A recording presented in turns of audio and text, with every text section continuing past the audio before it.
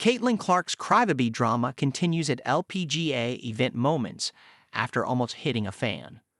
Just yesterday, Caitlin Clark said at the Women's Leadership Summit program held by the LPGA that all she wanted to do at the ANNIKA was not hit a fan. It was a hilarious comment yesterday. Today, it has become almost reality.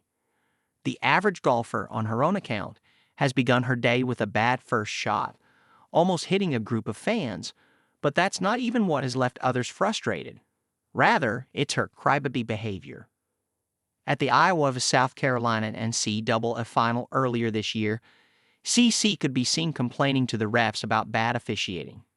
While some sympathized, most commenters thought she was needlessly whining. The same has occurred at the ANNIKA now, where Clark is teeing it up with ANNIKA herself, as well as World No. 1 Nelly Korda. As Andy Fromel wrote on X, "I am so mad I wasn't recording."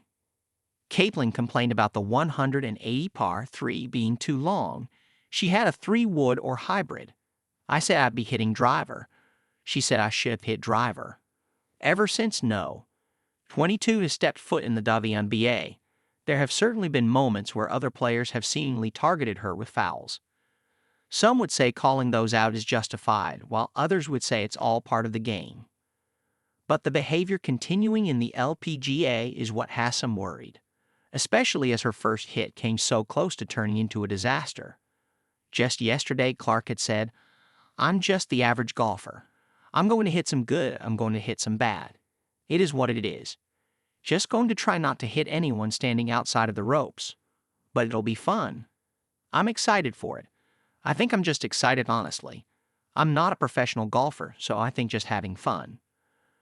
Fromel also posted on X a video of Clark playing around with a golf club with audiences lacking the background. He captioned it, "Caitlin definitely has broken a club when playing with Kate and Gabby at Iowa.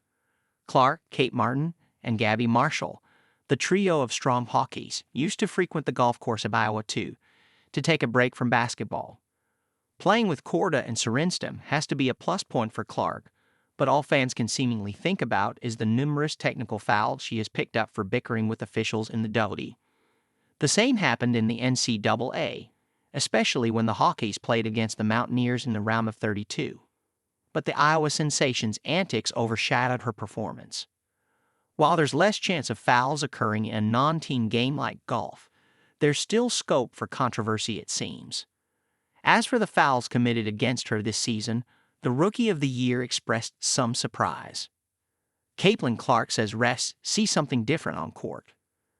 Remember Trinity Carter shoulder-checked Caitlin Clark in a Fever vs. Sky game, a foul that was so intentional.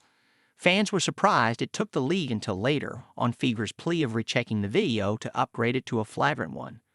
Then in the first round of the playoffs, Dejanay Carrington seemingly, accidentally, hit Clark in the face, giving her a black eye.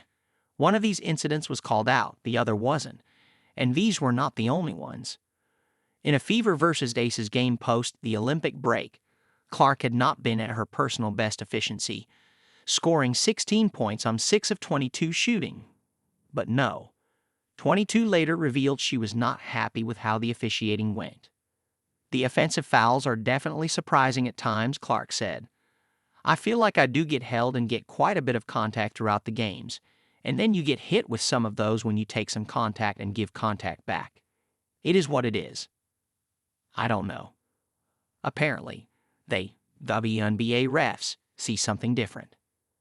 Officiating is always going to clash with players and teams, as we have seen, and sometimes not even video reviewing helps, no matter the sport. Whether Caitlin Clark's complaints are valid or not, well, that may be a matter of personal opinion at this point.